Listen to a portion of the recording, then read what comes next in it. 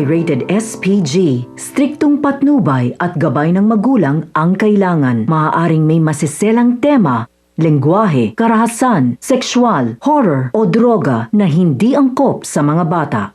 Nalaman na nga ni Don Ignacio na nawawala ang kanyang anak na si Aurora matapos sabihin ni Lucia na wala ito sa kanyang kwarto at kahit ang telepono nito ay hindi niya rin matawagan, kaya naman sinabi ni Eduardo sa kanyang kapatid na sigurado siyang bumalik na naman ito sa bayan ng San Andres upang kitain nga ang sinasabing kamukha ni Oscar Hidalgo.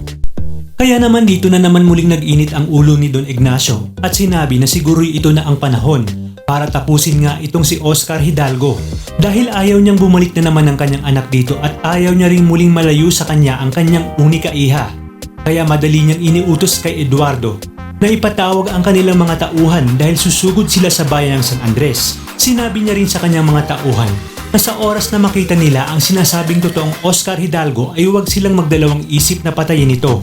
At nang makarating na nga sila sa San Andres ay agad niyang iniutos na halugugin ang buong bayan at wag na wag silang babalik hanggat hindi nila nakikita ang kanyang anak at ang ulo ni Oscar Hidalgo.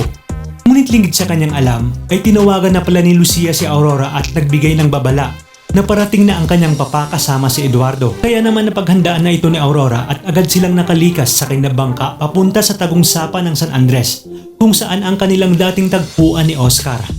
At nang makarating na nga sila sa sapa ay sinabi ni Oscar na hindi na sila matutuntun roon. Humingi naman ng paumanhin si Aurora kay Mara sa kanilang mabilisang pag-alis ng San Andres kahit alam niyang hindi pa magaling ang mga sugat na natamo nito. At dito niya na nga rin tinanong si Mara kung sino ang alam niyang may gawa sa kanya nito at tungkol sa kanyang anak na iniwan niya kina Lolita at Armando.